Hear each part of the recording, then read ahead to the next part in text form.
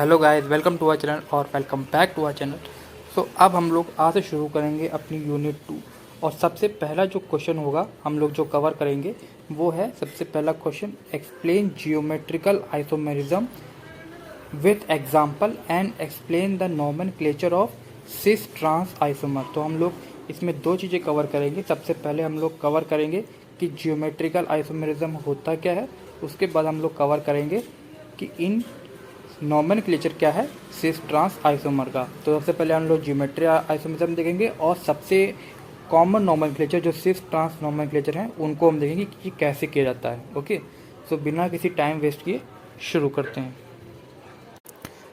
तो दोस्तों, geometrical isomerism एक तरह का टाइप होता है। ओके, तो यूनिट 2 हम लोग कर रहे थे और हम लोग करते हैं अपना जियोमेट्रिकल आइसोमेरिज्म।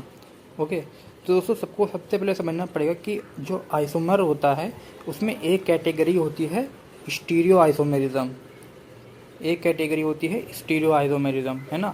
उस स्टीरियो आइसोमेरिज्म में क्या होता है, दो कैटेगरीज सब डिवाइड होती हैं, जियोमेट्रिकल और ऑप्टिकल। ओके, जियोमेट्रिकल और ऑप्टिकल।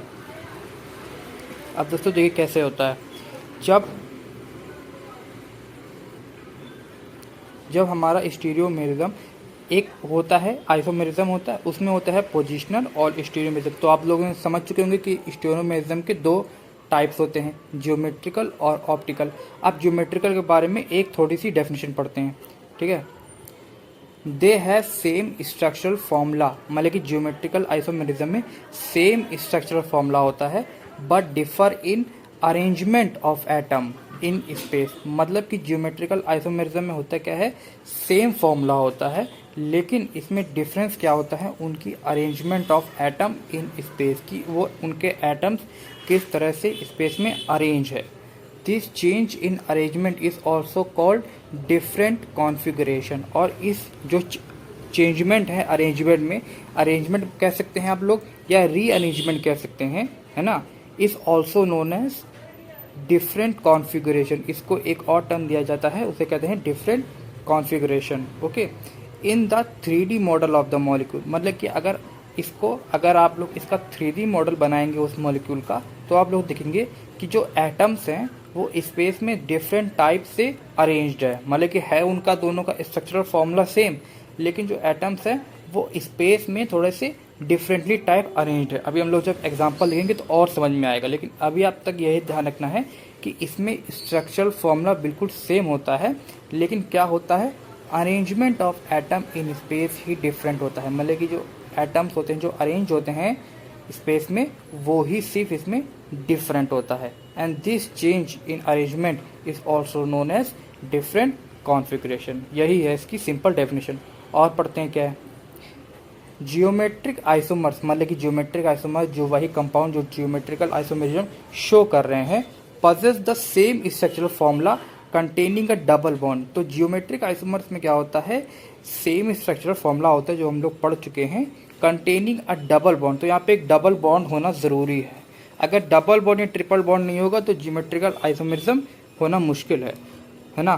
तो यहाँ पे क्या है, जियोमेट्रिक आइसोमर्स में क्या होता है, एक डबल बॉन्ड प्रेजेंस होता है, ठीक है।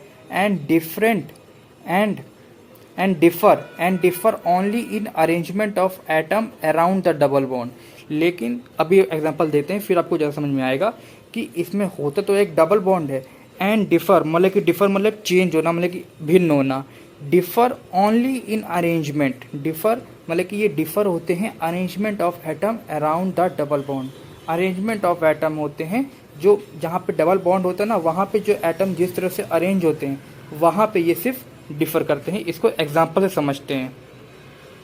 आप ये एक एग्जांपल को देखिए, यहाँ पे एक कंपाउंड है, यहाँ पे कितने आप में कार्बन है, यहाँ पे 1 2 3 4 4 कार्बन है। ओके, तो ये ब्यूटेन की कैटेगरी में आता है, ठीक है। अब यहाँ पे है आपका डबल बॉन्ड, है ना। तो मैंने क्या बोला था, डबल बॉन्ड होता है, यहाँ पे डबल बॉन्ड है, यहाँ पर भी डबल बॉन्ड है। देखिए दोनों ही सेम, इन दोनों का ही स्ट्रक्चरल फॉर्मूला सेम है ना, और इन दोनों में ही डबल बॉन्ड है। अब यहाँ देखिए ध्यान से कि इस H को देखिएगा, H को, ये वाला H हाइड्रोजन और ये वाला H हाइड्रोजन सेम साइड में है, देख सकते हैं आप, सेम ही साइड में, दोनों ही अप साइड में। और अगर ये वाले कंपाउंड में देखिए, ये वाला H हाइड्रोजन और ये वाला H हाइड्रोजन अपोजिट डायरेक्शन में है। ये देखिए, ये दोनों सेम डायरेक्शन में जा रहे हैं, लेकिन ये दोनों अपोजिट डायरेक्शन में जा रहे हैं, है ना। तो यहाँ पे ही इनका आइसोमेरिज्म डिफाइन होता है। तो देख सकते हैं दोस्तों, यहाँ H सेम डायरेक्शन में है, ठीक है। तो इसलिए हम लोगों ने इसको बोल दिया सिस to butene. Sis to butene मतलब कि 2 क्यों है, देखिए दोस्तों 2 क्यों है, 2 क्योंकि यहाँ पे सेकेंड नंबर में ही डबल बॉन्ड है। ये पहला कार्बन, ये है दूसरा कार्बन, है ना।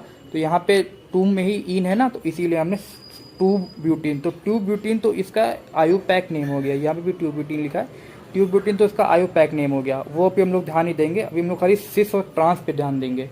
तो यहाँ पे H और यहाँ पे H दोनों ही सेम जगह है। तो इसलिए जब सेम ही मतलब कि या तो अप हो या डाउन हो, दोनों ही जब सेम जगह होते हैं तो हम लोग उसे बोलते हैं सिस कंपाउंड या सिस टू ब्यूटीन।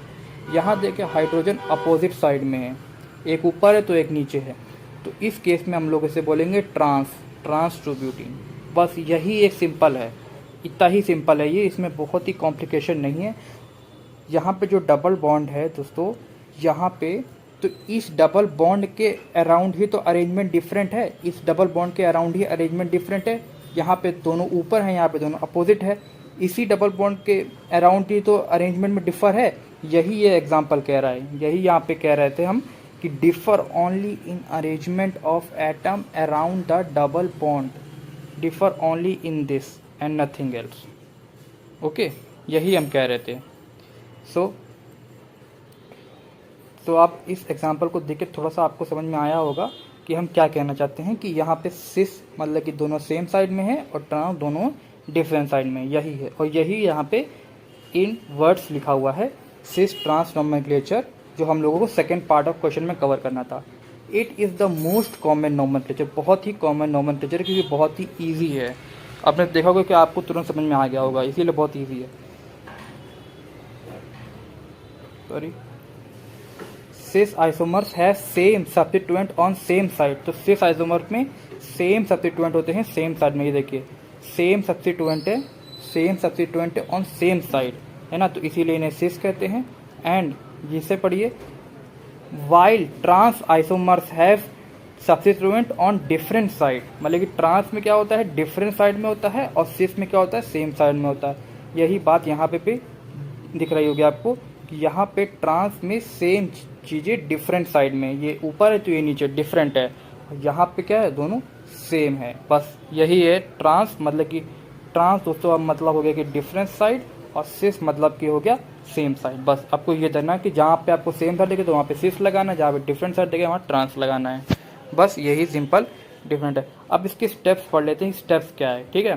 तो सबसे पहला स्टेप है जो आपका, firstly name the compound using IUPAC nomenclature rule. तो सबसे पहले आप उस कंपाउंड को नेम कर लीजिए, जैसे कि ये वाले कंपाउंड का था, हमने इस कंपाउंड को सबसे पहले नेम कर लिया कि नेम क्या होगा इसका। यहाँ पे 4 कार्बन थे तो 4 मतलब कि ब्यूट, यहाँ पे डबल बॉन्ड था तो इन आ गया, और कौन से पोजीशन में है, ये 1 और 2, तो यहाँ पे सेकंड पोजीशन पे डबल बॉन्ड है तो यहाँ पे 2 लिख दिया। तो ये आयुपैक के हिसाब से मैंने नाम लिख दिया इसका।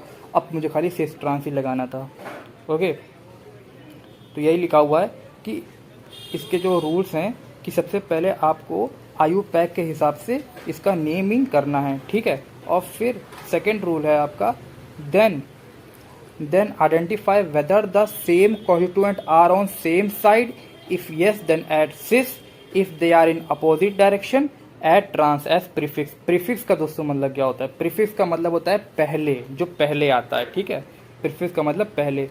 तो अगर इसमें वही बात लिखी हुई जो हम बार बार रिपीट कर रहे हैं, अगर ये दोनों सेम साइड आते हैं सब्स्टिट्यूएंट तो उसमें ऐड कर दीजिए सिस एज प्रीफिक्स। प्रीफिक्स मतलब क्या, पहले, तो उसमें पहले ऐड कर दीजिए सिस, बाद में ऐड नहीं करना, गलत हो जाएगा, सिस पहले ऐड करना है। और अगर डिफरेंट साइड हो, जैसे कि यहाँ है तो वहाँ पे ऐड कर देना है ट्रांस। बस इतना सिंपल है। एक उसको एक और एग्जांपल समझे तो और आपको अच्छे समझ में आएगा। अब ये देखिए, थोड़ा सा डिफिकल्ट कंपाउंड लिया है, थोड़ा सा बड़ा कंपाउंड लिया है। यहाँ पे कितने कार्बन है, 1 2 3 4 5, तो 5 कार्बन है, तो पेंट आएगा, पेंट लिख दिया। यहाँ पे डबल बॉन्ड भी है दोस्तों, तो इन लगा दिया। अब डबल बॉन्ड कौन से कार्बन पे है, ये पहला कार्बन है, ये दूसरा कार्बन है, तो यहाँ पे दूसरे कार्बन पे डबल बॉन्ड है तो यहाँ पे 2 लगा दिया। तो सबसे पहले मैंने आयुपैक के हिसाब से इसकी नेमिंग कर दी अच्छे से कि क्या होगा, ये 2 पेंटीन इसका आयुपैक नेम होगा। ठीक, ये मैंने कर दिया 2 पेंटीन। अब देखते हैं इसका सिस ट्रांस कैसे बनाते हैं। अब देखिए यहाँ पे H को फिर से देखिए, यहाँ पे H मैंने लिया है, आप कोई भी और भी कंपाउंड CH3 क्लोरीन फ्लोरीन कोई भी हो सकता है। तो यहाँ पे दोनों देखिए सेम साइड में है, तो क्या लगा देंगे हम, सिस लगा देंगे। दोनों सेम साइड है, सिस लगा दिया। वही कंपाउंड, यही सेम कंपाउंड पेंटुइनी। अब यहाँ देखिए क्या है, यहाँ डिफरेंट साइड में, डिफरेंट साइड में है तो मैंने क्या लगा दिया, ट्रांस लगा दिया। बस इतना सिंपल है। डिफरेंट साइड है तो ट्रांस लगाना है, सेम साइड है तो सिस लगाना है। और आयुपैक के हिसाब से आप उसका सबसे पहले नेम लिख लीजिएगा। पेंटुइन मैंने नाम लिख लिया था पहले ही से, मुझे खाली ट्रांस और सिस लगाना था।